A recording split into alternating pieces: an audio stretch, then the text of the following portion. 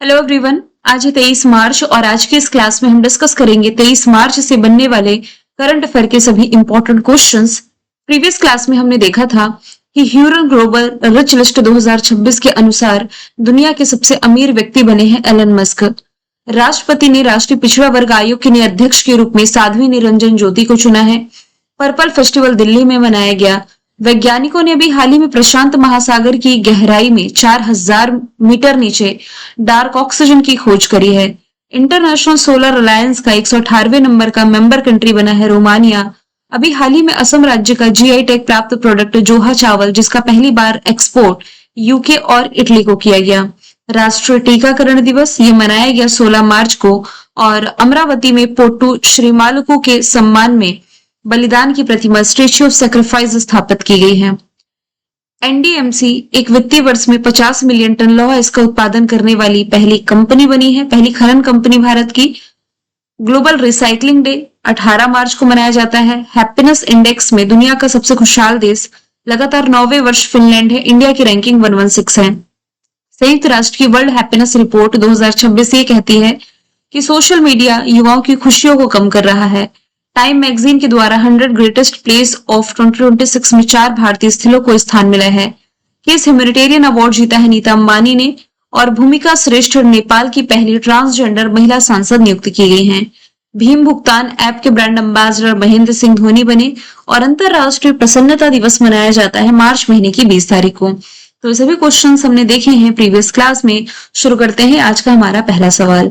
हमारा पहला सवाल है भारत औद्योगिक विकास योजना। भारत औद्योगिक विकास योजना यानी कि भव्य योजना जो अभी चर्चे में थी, इसके अंतर्गत विकसित किए जाने वाले जो 100 औद्योगिक पार्क होंगे ये किस प्रकार के होंगे, जिसके लिए केंद्र सरकार ने 33,660 करोड़ रुपए की मंजूरी दी है। आंसर इसका हो जाएगा ये प्लग एंड प्ले टेक्नोलॉजी पर आधारित होंगे। अब ये प्लग एंड प्ले टेक्नोलॉजी है क्या? देखिए, ऐसी तकनीक जो कि कंप्यूटर या किसी डिवाइस को नए हार्डवेयर जैसे कि माउस हो गया, कीबोर्ड या प्रिंटर, इसे बिना किसी मैनुअल सेटिंग या ड्राइवर इंस्टॉलेशन के तुरंत पहचानने और कॉन्फ़िगर करने की अनुमति देती है। अब इजी लैंग्वेज में आप ये समझ सकते हैं, डिवाइस को जोड़ें, इसे कहा गया प्लग, और चलाना शुरू कर दें यानी कि प्ले। तो जैसे कनेक्ट किया वैसे ही इसे चलाना शुरू किया जा सकता है बिना किसी नए हार्डवेयर को कनेक्ट किए हुए।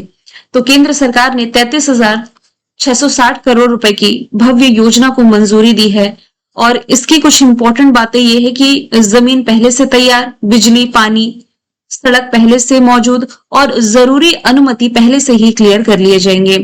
अब अलग अलग सेक्टर के पार्क नहीं होंगे बल्कि क्लस्टर बेस्ड इंडस्ट्रियल इकोसिस्टम होंगे। इसमें मैन्युफैक्चरिंग, लॉजिस्टिक और सर्विसेज ये सभी एक जगह होंगे।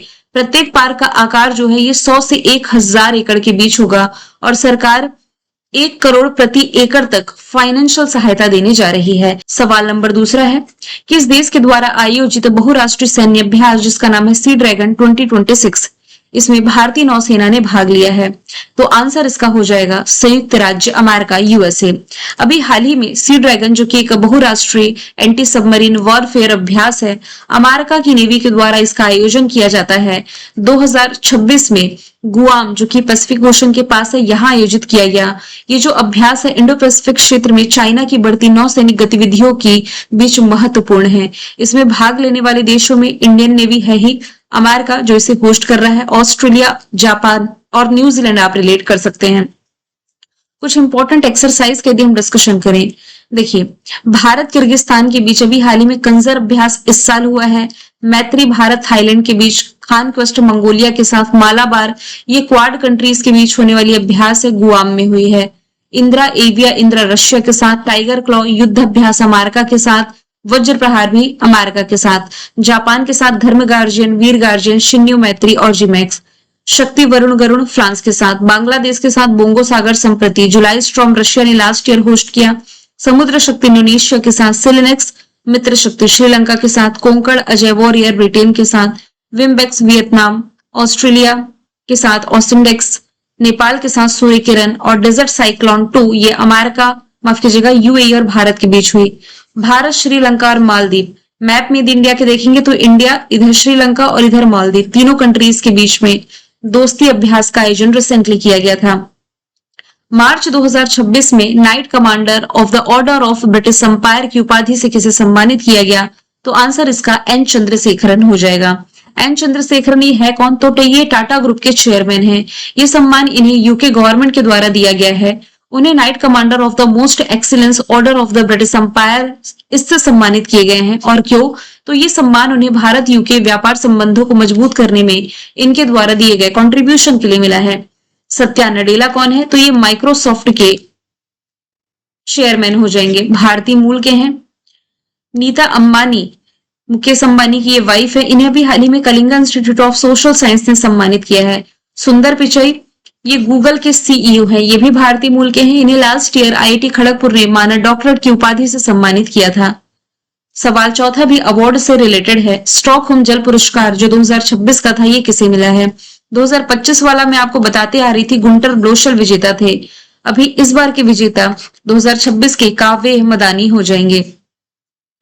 तो प्रसिद्ध पर्यावरण वैज्ञानिक और संयुक्त राष्ट्र विश्वविद्यालय के जो निदेशक प्रोफेसर है काव्य मदानी, इन्हें इस साल का गुंटर ब्लोशेल अवार्ड मिला है। किस कारण मिला है? उन्हें जटिल जल संकटों यानी कि वाटर क्राइसिस, जल प्रबंधन यानी कि वाटर मैनेजमेंट और गेम थ्योरी के माध्यम से नीति निर्माण में इनके द्वारा दिए गए कंट्रीब्यूशन के लिए चुना गया। इंपॉर्टेंट इसलिए भी क्योंकि अवार्ड पाने वाले अब तक के सबसे युवा व्यक्ति हैं।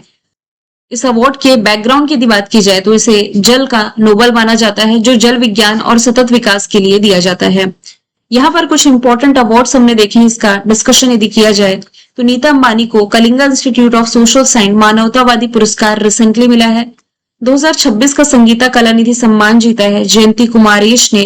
वाइली रिसर्च हीरोज प्राइज चंद्रकांत लहरिया को। जेसी डेनियल अवार्ड अभिनेत्री श्रद्धा को। अशोक चक्र शुभांशु शुक्ला। नेताजी सुभाष चंद्र बोस अवार्ड व्यक्तिगत कैटेगरी में जीता है सीता अशोक शिल्के ने। इंदिरा गांधी शांति निरस्त्रीकरण अवार्ड जीता ग्रासा मशेल ने। रेलवे का सर्वोच्च सम्मान चंदना सिन्हा ने। Transformation leader of the year Jay Shah. Indira Gandhi शांति पुरस्कार मिशेल बेचलेट को। FIFA peace prize Donald Trump को। फ्रांस का शेवरियर अवार्ड थोटा थारानी को। विश्व शांति सुरक्षा नेता पुरस्कार जीता श्री श्री रविशंकर ने। Booker prize David Szalay. Young champion of the earth award Jinali Modi. Dada Saheb Phalke award 2023 का मिला मोहनलाल को। मरणोपरांत पीवी नरसिम्हा राव अवार्ड मिला पूर्व प्रधानमंत्री मनमोहन सिंह को। लास्ट ईयर का सरस्वती सम्मान भद्रेश दास को। ज्ञानपीठ सम्मान विनोद कुमार शुक्ल को। इबल प्राइज मशाकी कासीवारा को। और गुंटर ब्लोशल का फैक्टर मैं आपको बता चुकी हूँ। एक आंसर आपसे कमेंट बॉक्स में चाहिए। 2026 में जो नए ज्ञानपीठ अवार्ड के विजेता के नाम की घोषणा की गई है, इनका नाम क्या है? अगला सवाल है, विश्व जल दिवस यानी कि वर्ल्ड वाटर डे मनाया कब जाता है? तो ये मार्च महीने की 22 तारीख को हर साल सेलिब्रेट किया जाता है। 22 तारीख में आप कंफ्यूज हो सकते हैं और इसी से एग्जाम में क्वेश्चंस भी बनते हैं। यदि 22 मार्च लिखा हुआ है तो ये आप रिलेट कर सकते हैं वर्ल्ड वाटर डे, पानी से रिलेट करेंगे। एक महीने आगे यदि हम चले तो 22 अप्रैल पहुंच जाते हैं। अर्थ डे रिलेट कर लेना है आप लोगों को। पानी 71% कहां पर है? अपनी धरती पर है, अर्थ पर है। तो सबसे पहले पानी, फिर अर्थ, फिर एक महीने और आगे चले जाएं 22 मई। तो यहां से आप रिलेट कर सकते हैं जैव विविधता यानी कि बायोडाइवर्सिटी डे, ये 22 मई है। तो 22 मार्च वर्ल्ड वाटर डे, 22 अप्रैल वर्ल्ड अर्थ डे, 22 मई ये वर्ल्ड बायोडाइवर्सिटी डे हो जाएगा। इस बार के वर्ल्ड वाटर डे की थीम रही है वाटर एंड जेंडर, जल प्रबंधन, शासन और नेतृत्व में महिलाओं की सक्रिय भूमिका को बढ़ावा देना। ये दिवस हर साल 1993 से मनाया जा रहा है, हर साल, और ये यूनाइटेड नेशंस द्वारा घोषित किया गया है। पर्पस ये है जल की उपलब्धता, जल संकट और जल प्रबंधन की चुनौतियों पर ध्यान केंद्रित करना। मार्च महीने के इंपॉर्टेंट डे में सिर्फ इंपॉर्टेंट पर यदि मैं टिक करूं तो 1 मार्च है शून्य भेदभाव दिवस, 3 मार्च विश्व वन्य जीव दिवस, 8 मार्च है अंतरराष्ट्रीय महिला दिवस, 15 मार्च है विश्व उपभोक्ता अधिकार दिवस और 20 मार्च को अंतरराष्ट्रीय खुशहाली दिवस मनाया गया है। सवाल छठवां है, 9वीं सदी का जो प्रम्बानन मंदिर है ये किस देश में स्थित है, जो फिर से बनाने के लिए भारत ने उसके साथ साझेदारी करी है? तो आंसर इसका इंडोनेशिया हो जाएगा। ऑप्शन सी राइट आंसर हो जाएगा।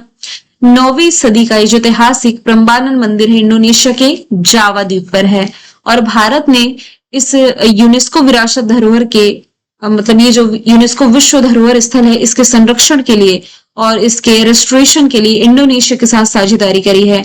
जो आर्कियोलॉजी सर्वे ऑफ इंडिया है यानी कि भारतीय पुरातत्व सर्वेक्षण ये अपनी तकनीकी विशेषता के साथ इस परियोजना में सहायता करेगा। तो इस मंदिर की लोकेशन आप याद रखिए, तो इंडोनेशिया में है। कहां पर? ये मिडल जावा में है। अब ये जो मंदिर है ये हिंदू त्रिमूर्ति जिसमें कि ब्रह्मा विष्णु महेश ये समर्पित हैं, और जो 9वीं शताब्दी में निर्मित दक्षिण पूर्व एशिया के सबसे बड़े हिंदू मंदिरों में से एक है। इसके लिए भारत सरकार और इंडोनेशिया ने हाथ मिलाया इस मंदिर परिसर के जीर्णोद्धार के लिए। इंडोनेशिया दुनिया का सबसे बड़ा द्वीप समूह है। द्वीप नहीं कह रही, महाद्वीप अलग होता है, द्वीप अलग होता है। 13,000 से अधिक यहाँ पर छोटे छोटे आइलैंड आपको देखने को मिलेंगे। इंडोनेशिया की कैपिटल जकार्ता, करेंसी रुपया, प्रबोतो सुबियांतो यहाँ के राष्ट्रपति हैं।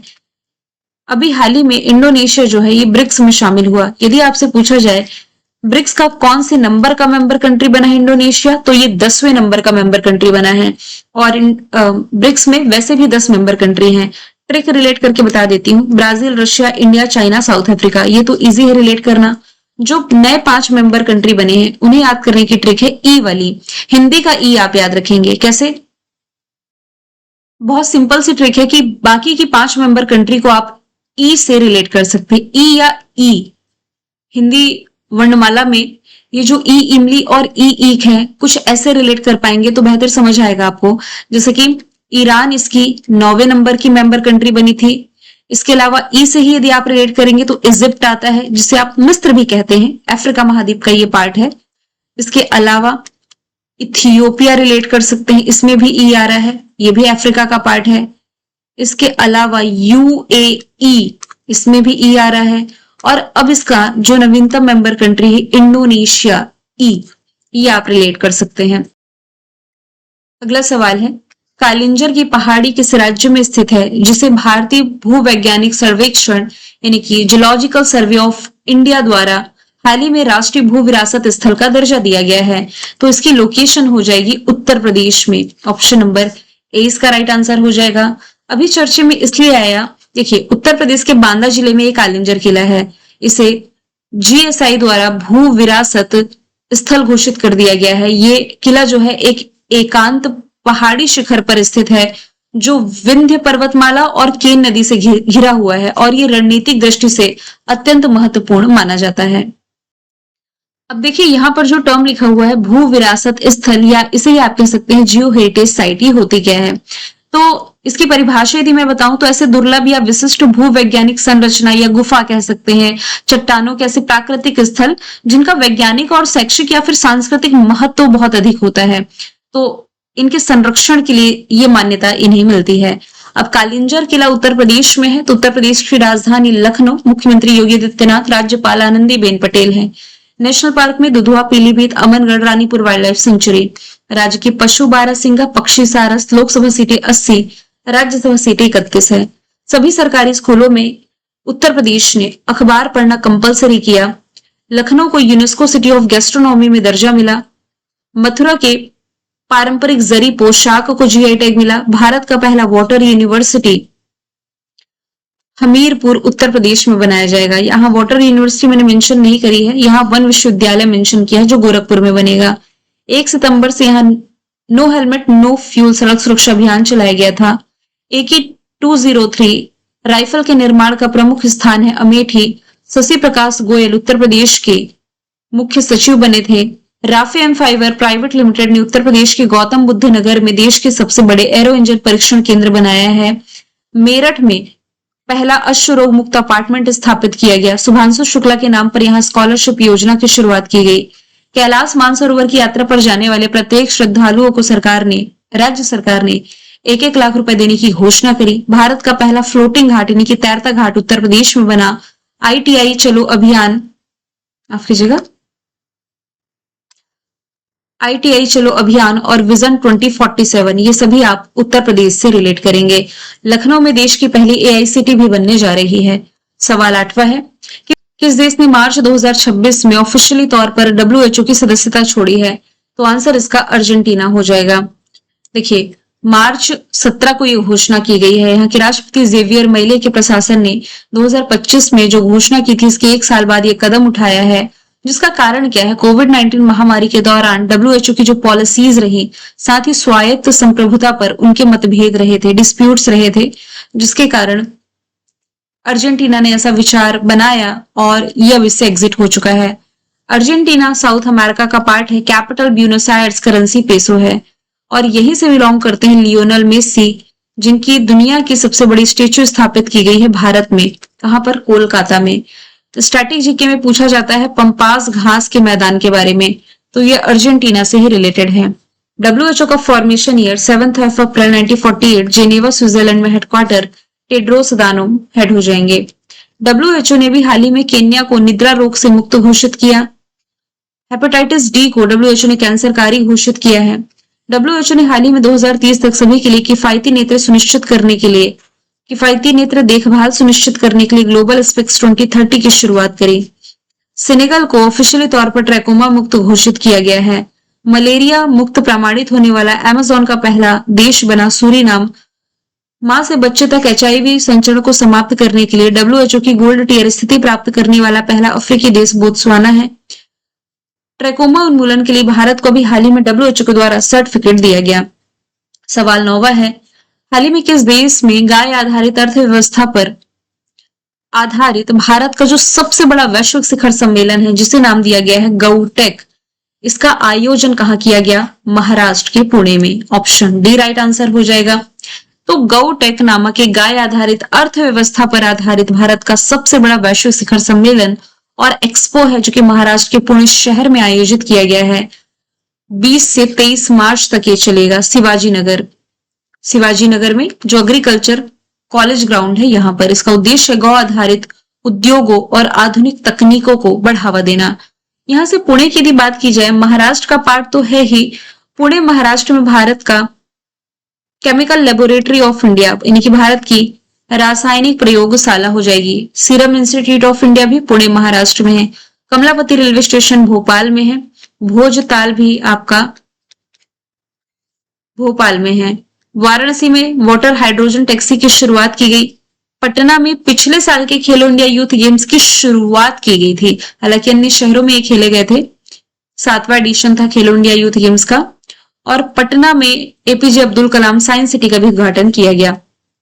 10वां सवाल है, भारत सरकार ने पश्चिमी एशिया में बढ़ते तनाव और हॉर्मुज जल डमरू मध्य के पास रुकावटों के कारण निर्यात के यानी कि एक्सपोर्टर्स को राहत देने के लिए एक योजना शुरू करी है, जिसका नाम हो जाएगा रिलीफ। ऑप्शन नंबर डी इसका राइट आंसर है।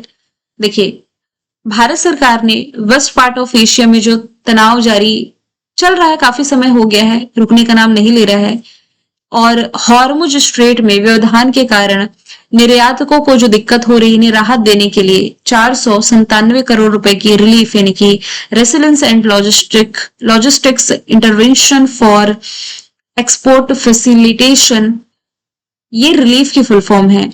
निर्यात सुविधा हेतु रेजिलेंस और लॉजिस्टिक हस्तक्षेप, इस योजना की शुरुआत करी है।